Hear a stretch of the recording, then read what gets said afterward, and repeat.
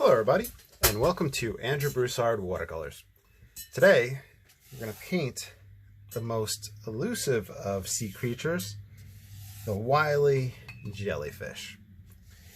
Now, I do not have a picture of a jellyfish in front of me, and yesterday I painted my first one for the very first time from a picture, and I'll be honest, I just experimented and learned a lot from that experiment. With jellyfish, they come in so many different shapes, sizes, colors. I really don't think that there's any way to paint a jellyfish wrong. So you could use anything in your arsenal. You can use masking fluid. You can use, we're going to wind up probably using melon and foam. You could use a basic palette. You can use crazy, beautiful Daniel Smith colors. You can use iridescent ones. A whole bunch of different ideas, and the world is your jellyfish. I'm just going to make a lot of jellyfish puns this video. I apologize in advance for that. So, I just saturated a piece of Stonehenge aqua paper. So, while that soaks up, going to use a basic palette for this. Mainly so we just kind of explore, experiment, but not really spend too much money to go outside of what we have in order to do this. So I encourage you to follow along like usual. And as always, if you ever follow along with one of these tutorials, you have my express permission to sign your own name to it and to go ahead and sell that painting. I want you guys to be successful, feel confident, and have some money in your pocket for art supplies. And then you'll be able to move on to the next stage, where you'll be creating your own works of art, unique to yourself, and progress and grow. Whatever level you want to take it to. So we're just refreshing some of the palette, and we will get started in a moment. I'm going to put burnt umber on there because I'm going to try to get some really dark in there. I'll explain why in a moment. Okay, so paper is saturated. I'm going to flatten it. Somebody asked in a previous video what hake I normally use. I use the large Ranson whenever I'm just applying water.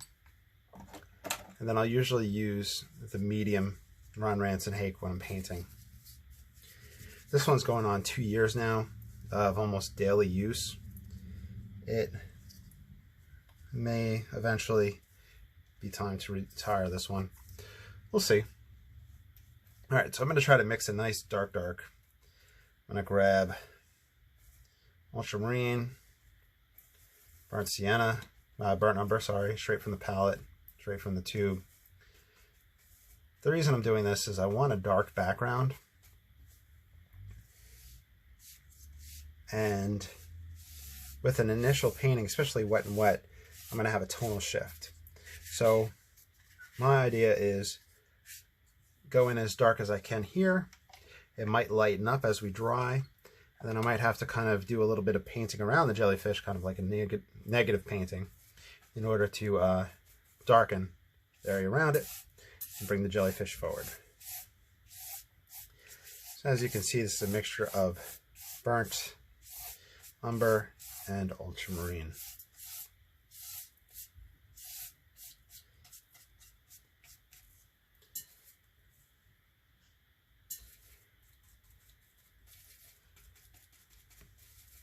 Might even grab some Payne's Gray in a moment.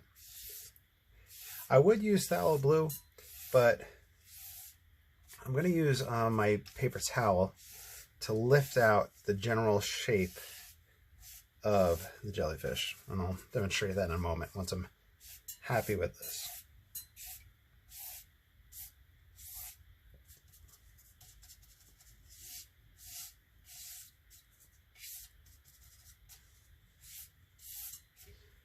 Okay. Now, honestly, this may not be dark enough, but it's a learning process and playing around. I'm just going to take a paper towel and I'm going to lift out the general shape of the jellyfish. I think maybe we should put some other jellyfish in it too. Last time I had done one. And if you're interested in my first ever jellyfish, that video is up on my Patreon. Which if you want to, you can simply like and subscribe, and that helps support this channel and, you know, really helps everything with that. But monetarily, if you ever want to donate and help out in that aspect, I have the Patreon account, and that's linked down below. I do have some exclusive content on there. So you see the forms of the jellyfish starting to take place. I should have asked my coworker. He's the biology teacher, and I believe his actual degrees in biology and all that. And I was talking to him today, and I should have asked him, what are the parts of the jellyfish called? Because the whole orbital kind of mushroom top shape, I have no idea what the name is of that. Okay, so you see the orbital shape taking place. Then from there, I'm going to kind of let the paper towel sit in random fashions, and this would be the lighting of the tendrils coming out.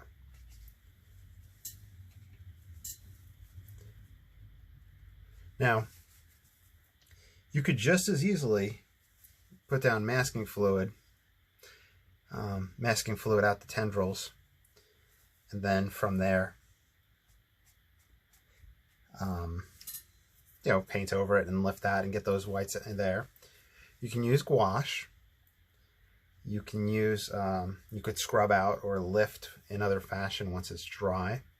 So there's a lot of different techniques you can use, and this is just the way I'm choosing to approach this. Okay, so we have our background, we have the initial forms of the jellyfish. Now I'm going to switch over, and I need to make the executive decision. Do I dry now, or do I start playing and feeding in tendrils? I think I should play in and feed tendrils first. Let's grab the #1 rigger.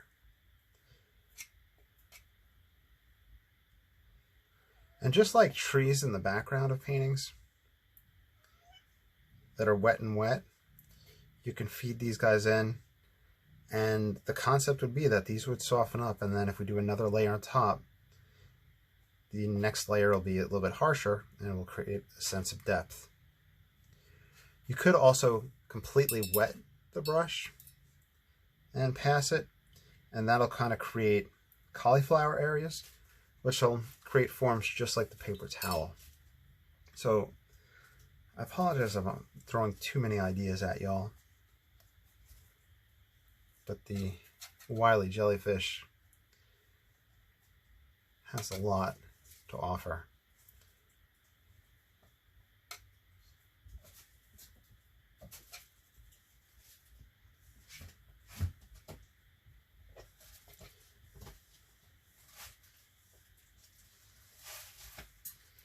We could switch up our color.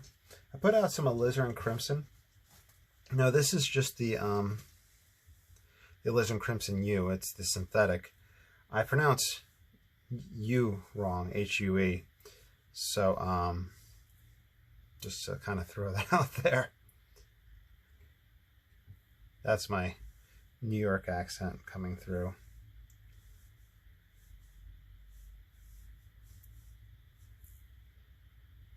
Okay. I remember as a little kid going to the beach and there being a lot of the thinner kind of saucer-shaped jellyfish that would wash up on Long Island.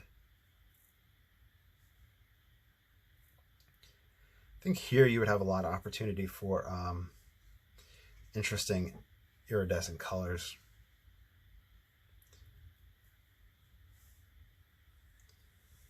And the texture that's showing up in the background, that's from the granulation effect of the ultramarine. I plan to do a video about granulation. I just haven't gotten around to it. There's so much stuff that I want to film and talk about and do. I just kind of genuinely enjoy making these videos. If there's ever anything y'all want to see, always, of course, let me know down below.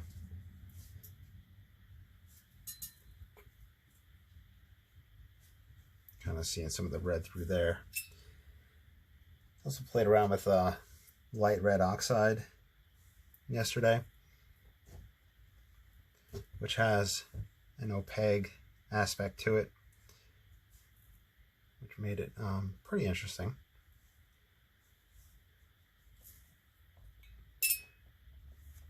I did mean to grab the squirrel mop.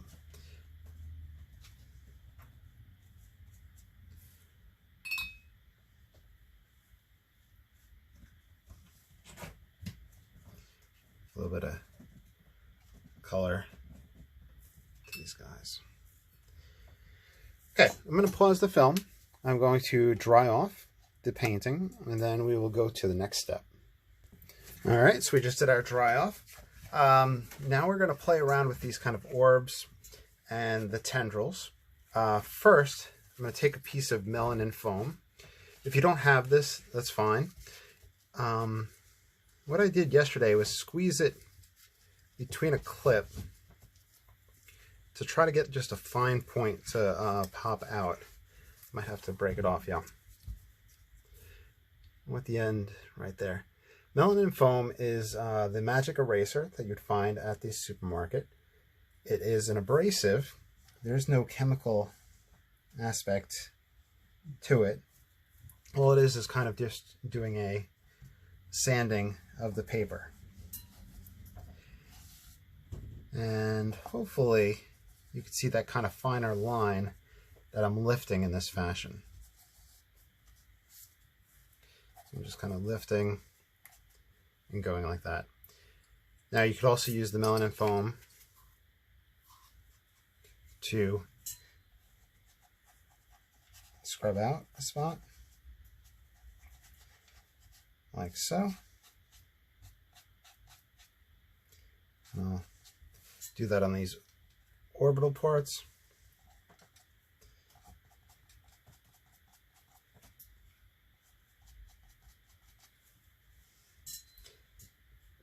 So we could go back to the white of the paper, just a really easy way to do that. Get a little reflection through. These other guys wouldn't really need that aspect, I don't think. We could play with white gouache first to see what that would look like. I have some right here, so I have to just reconstitute that. I'm not the biggest fan of reconstituting gouache, but it works. I'd rather just use it straight from the tube.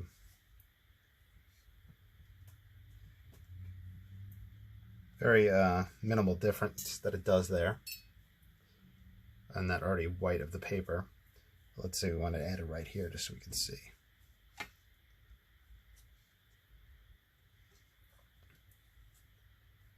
You could probably use the white jelly roll for this.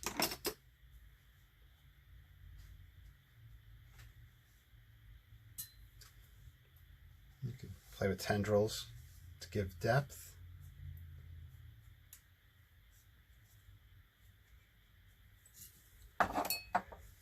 And now that we're dry, let's get some other colors.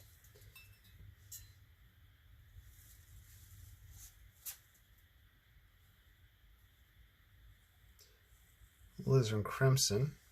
So this is over the dry now. I'm just using this rigger brush just to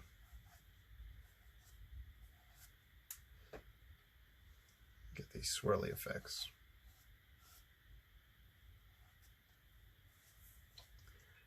trying to think of jellyfish puns.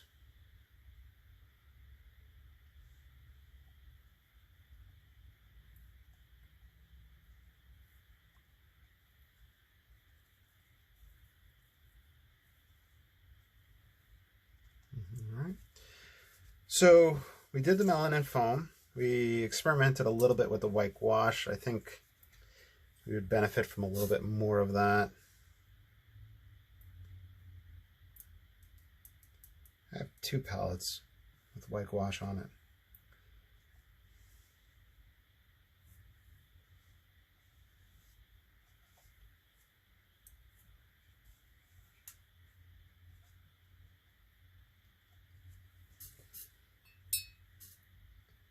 Let's mix a little orange. This is lemon yellow and the alizarin crimson.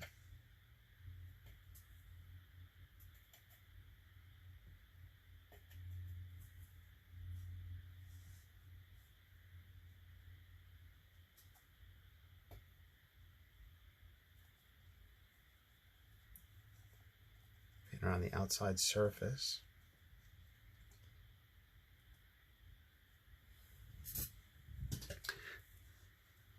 I think these jellyfish are a little reserved, but it's all about, you know, playing around and experimenting. Let's grab a little bit of white gouache. Let's splatter that and see how that goes.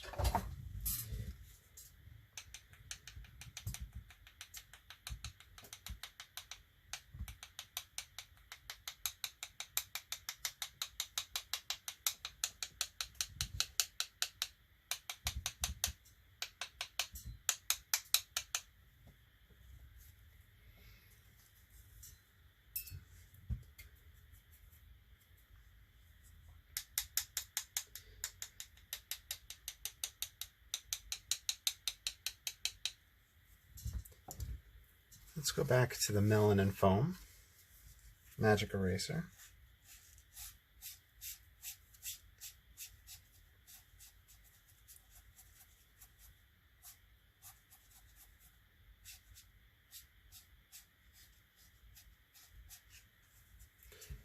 That might be too broad of a white area.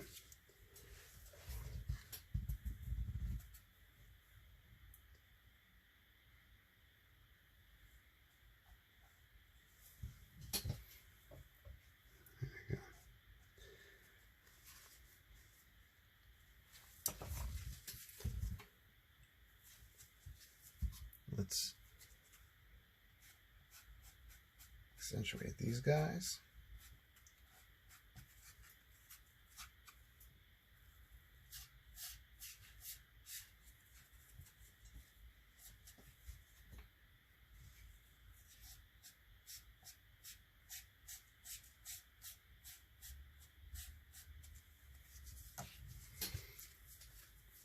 Okay. And we'll pause and dry off. All right, so of course, a little bit of jelly roll just to see how that looks. Maybe a little accentuation. While Hammy climbs through boxes in the background.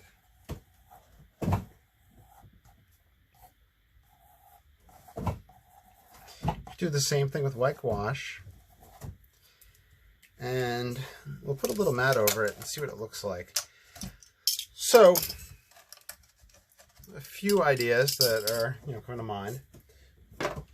Once again, just a darker background to really get these guys to glow and sit forward in it is what I would think. Because sometimes, instead of trying to make an area lighter, you make the area around it darker to make it seem lighter, and vice versa. So that might help there.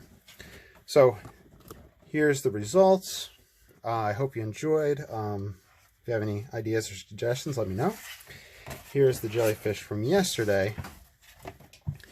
You can see quite a difference. So it's all about playing around and experimenting. Hope you enjoyed. I'll talk to you all soon, and y'all have a great day.